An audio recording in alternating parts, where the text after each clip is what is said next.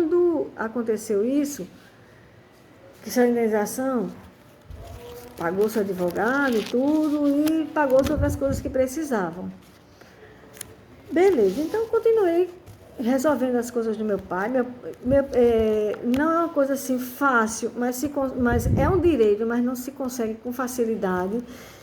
Dentro do Hospital de Guarnição do Exército, que é o Programa de Assistência Domiciliar, que é o Assistência Médica Domiciliar, PAD. Coincidiu de meu pai ter mais um AVC. E ficou usando a sonda vesical e a bolsa coletora da urina, porque ele formou bexiga neurogênica. E pela idade dele, devido a tantos problemas que ele já teve e continua tendo, tem essa questão assim, de se tratar de idosos. Para levar um idoso para um hospital é todo um problema, porque quando chega lá, mesmo sendo consulta com hora marcada, a gente chega com antecedência. Naquele ambulatório não vai ter só aquele especialista e nem vai ter apenas um paciente. Não, vou ter vários pacientes cada um com seus problemas.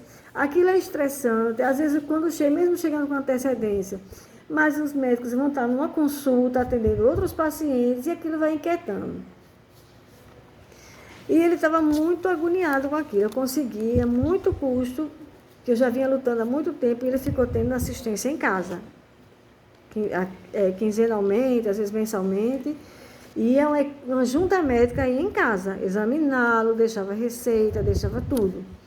Ia nutricionista, assistente social, médico, enfermeira, eles estavam indo, porque como por se tratar de um programa de assistência domiciliar, não é apenas ele que é assistido, mas a minha mãe também, os idosos da casa, no caso, ele e minha mãe. E sempre assim, sempre eu cuidando, precisava ir para um hospital, eu estava lá.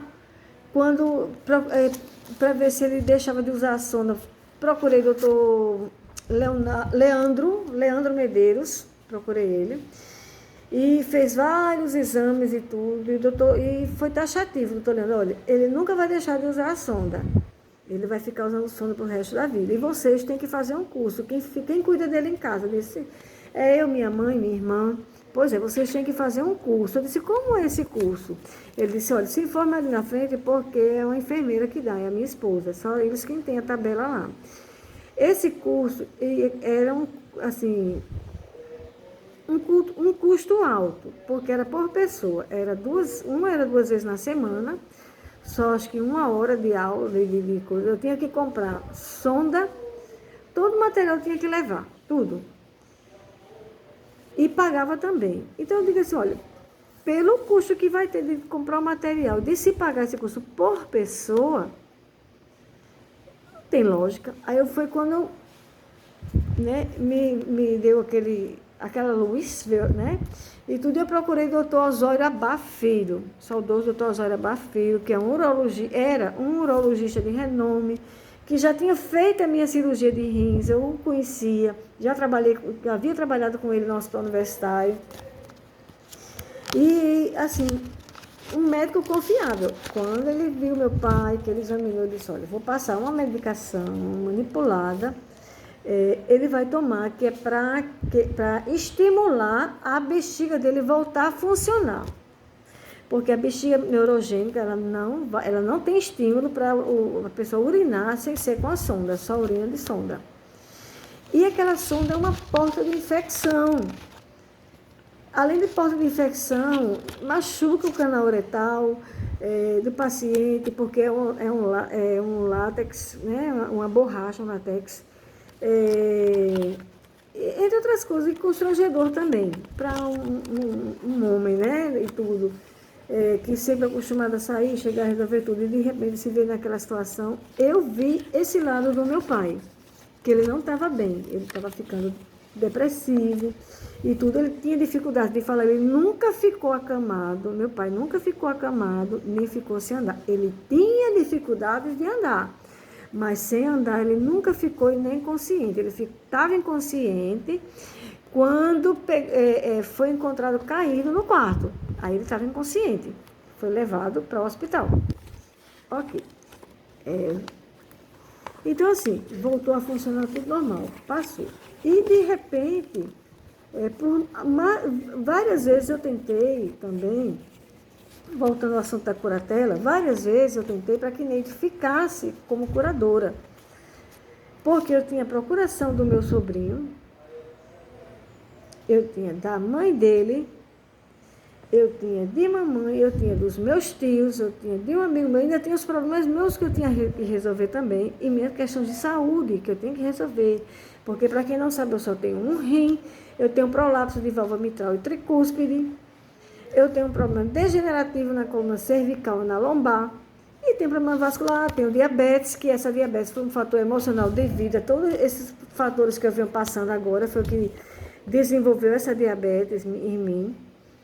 Porque até então eu não tinha, era totalmente controlada as minhas taxas. Pronto. E ficou nessa situação. E ele nunca quis, e chegou ao ponto de bloquear o advogado, o doutor Martinho, não atendia, e disse que era obrigação minha, eu que me virasse, ou eu achava que ia ficar somente na vida boa dentro de casa.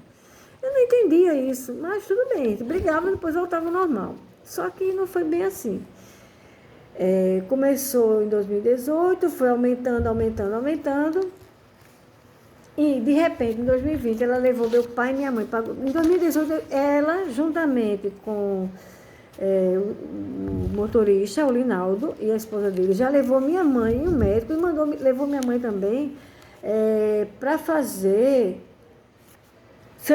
o exame de sanidade mental em 2018. Até então não entendi o porquê, mas eu fiquei quieta. Não sabia, não vi motivo nenhum para que minha mãe fosse procurar um médico para pegar um laudo de sanidade mental. Porque todo mundo sabe que minha mãe sempre foi lúcida, ela sempre que determinou todas as ordens em casa, tudo sempre passou por ela e continua sendo assim. Não mais agora, porque agora quem está determinando tudo lá é Neide. As ordens agora são de Neide. Minha mãe, infelizmente, ela não opina mais em nada. Ela só cumpre ordens, somente. Ela é meu pai. Então, assim, aí depois, em 2020, é quando começou a intensivar essas confusões de Neide, fechando porta para eu não entrar dentro de casa, começou escondendo comida. Teve uma noite que eu fui entrar dentro de casa, ela me empurrou e fechou a porta, que eu não entrava, na casa dela eu não entrava. E passou a me chamar de mendiga, dizer que ia passar, me ver na sarjeta, jogar uma moedinha e sair rindo. Eu não entendia o porquê. O meu nome, eu não tinha mais nome, desde 2020 que eu não tinha mais nome, meu nome na boca dela, do meu sobrinho, de Valderez, né, da minha irmã mais velha, do meu pai, da minha mãe, era de endemoniada, era de louca, e eu não sabia o porquê.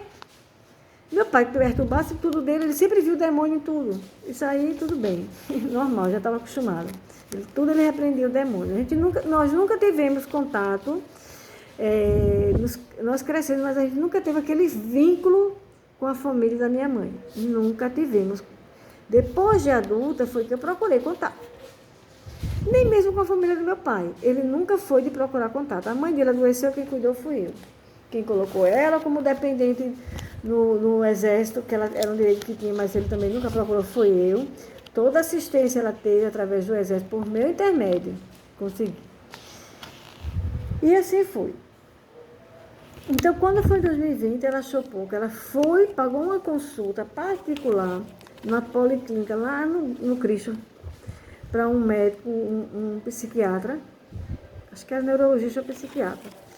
E, assim, falou que ela precisava de um laudo, que era para questão de interdição, mas ela omitiu, o médico, o comportamento do meu pai e as medicações que ele tomava e os problemas que ele tinha. Ela omitiu.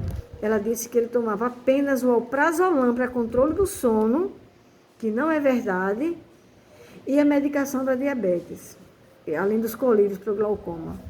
Não é verdade. Meu pai era uma mistura de medicamento que depois eu comecei a conversar com o médico e vendo que as medicações estavam tendo um choque no organismo dele, estava tendo um bloqueio, e o que estava, isso também era, porque tudo era para o mesmo problema. Ele estava tomando o alprazolam de, acho que era 2 miligramas, que é o Rivotril. Ele tomava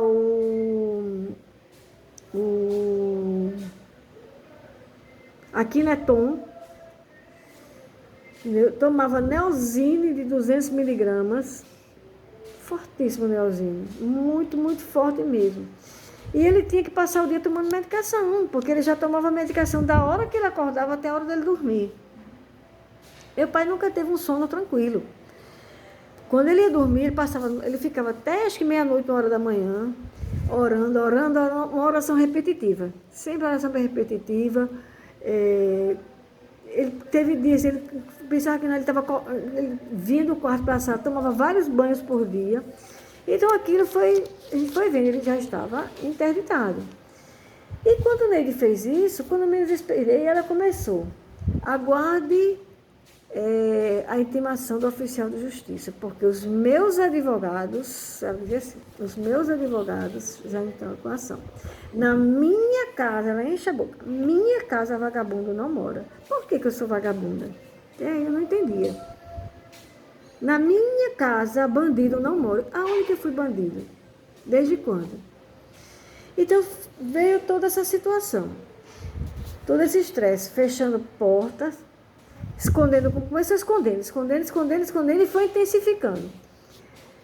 Eu comprava sacos para lixo, quando pensava que não, estava no lixo. Cadê os sacos para lixo? Vassoura, não tinha. Eu sempre acordei muito cedo para limpar a casa. Nunca tive 40, 50, 80 animais dentro de casa. Nunca. Porque essa quantidade de animais nem no centro de zoonoses existe. Eu tinha 6 gatos e na faixa de uns 7 cães. Eu tinha um cachorro paraplégico, uma cachorra idosa, uma husky siberiana, que ela já tinha tido AVC, ela tinha Alzheimer, ela tinha convulsão. Tenho um cachorro deficiente visual e auditivo, um Shih Tzu, sempre cães de pequeno porte, cada um com um problema. Sempre foi assim. E sempre cuidei dos animais. Tratava gatos com esporotricose, trato sim, porque não é crime. Nunca me contaminei, nunca contaminei ninguém, entendeu? Minha mãe tinha erisipela, que isso ela sempre tem. Erisipela, que é uma ferida que forma devido ao problema vascular que ela tem. Isso ela sempre teve e tem. Foi história. Ela tem derrame de membros inferior, que fica preta, as pernas dela ficam pretinhas do derrame, as ronchas, os hematomas. Ela já teve uma trombo em 2012 de membro inferior também, na perna esquerda, proveniente de um erro médico, eu já falei. Então, tudo isso. Aí, o que é que acontece? Neide pega. Antigamente, eu dormia, quando a Neide dizia que estava trabalhando, né, à noite, preparando as aulas dela e tudo, eu ficava. Até enquanto a Neide estivesse fazendo os trabalhos dela, eu estava no quarto com o pai e mãe lá. Quando ela entrava para o quarto, eu ia para o meu quarto. Normal. Só que depois, eu passei a ser proibida de entrar no quarto de pai e mãe. Quando eu ia para o quarto deles, ela já estava lá, preparando as aulas dela sentada num colchão no chão. Eu tenho fotos, ela lá no quarto dele, ela sentada no chão preparando as aulas. Quando eu chegava, ela dizia: o que é que você quer aqui? Aí fechava a porta na chave. E fui me distanciando, não permitindo que eu acompanhasse ele a médico, não permitia que eu acompanhasse nada. Começou constrangendo os profissionais de saúde, a fonoaudióloga. Antes ela chegava lá em casa de 9 da manhã. Quando chegou a pandemia, ela começou a chegar mais cedo. Aí ela chegou um dia lá muito cedo, ela disse: José, eu vou precisar chegar mais cedo, porque estamos numa pandemia. Eu vou passar a atender outros pacientes idosos também acamados, sequelados da Covid. E para não ir para eles e vir para cá com a roupa contaminada e trazer vírus, então eu vou começar a vir mais cedo. Até então ele tinha concordado. De repente, isso foi no horário do café da manhã. A Neide levanta e diz: não, de jeito nenhum, impossível uma coisa dessa. Só que ela estava vendo o lado dela, não era o lado do meu pai, era o lado conveniente para ela. Ela disse: não tem condições, porque ele tem que acordar de 5 da manhã para tomar um banho, para fazer a oração, para tomar um banho, para tomar as medicações, para tomar o café dele. Então, tudo isso não tem condições. E ficou. E meu pai gritou com Priscila, a doutora Priscila, fonoaudióloga. Mais uma vez isso já tinha acontecido. E meu pai gritar e tratar mal a ela, saiu lá de casa uma ou duas vezes chorando, depois eu me desculpei com ela e tudo passou. Antes disso teve uma fisioterapeuta, logo quando meu pai teve um AVC. E quando chegou na véspera de Natal, porque a moça não foi, e meu pai já estava estabilizado, era véspera de Natal, compreensível, todo mundo não quer estar com sua família, todo mundo não quer se arrumar, ir num salão, organizar um jantar, uma ceia, organizar tudo. Então, ele, por ser profissional de saúde, não, era diferente. Meu pai não estava tão grave que não pudesse ficar um dia sem o atendimento. Aí, o que acontece? Ela foi, como a moça disse que não ia, porque era Natal, não tinha ninguém lá na cooperativa, que é na cooperativa de Gilberto França, credenciada pelo FUSEX, a fisioterapeuta. Ela foi, ligou para a cooperativa, conseguiu o telefone do Gilberto França, ela deu um show, a moça foi afastada. Passou. Depois veio outra, que não deu certo, veio outras e veio outras. Aí veio uma por nome de Suelen. E em plena pandemia, eu com todo cuidado neles, aí e eu preocupada com eles, e através de amigos e parceiros e tudo, eu consegui doações. Propés, touca, luvas, máscaras, álcool em gel, com todo cuidado. E deixava sempre de manhã, quando as pessoas chegavam, fonoaudiólogo, fisioterapeuta, deixava uma sacolinha com propés, com a touca, com a luva e o álcool. Deixava lá. Para quando elas chegassem, elas tiravam aqueles que elas vieram da rua e colocavam um novo, né? E quando saísse do mesmo jeito. Só que acontece, a Suelen não fazia isso. Ela queria, de todo jeito, ela deixava a bata dela para minha mãe lavar. Era na máquina de lavar, mas mesmo assim é antiético isso aí. Não existe. Pegava, era muita coisa que elas faziam, né? E ela começou, por intermédio de Neide, ela começou a ir no hospital, lá no grupamento, no FUSEX, no setor de liberação, de autorização de guias, de atendimento, e ela começou a pegar as guias para atendimento, para continuar o tratamento do meu pai.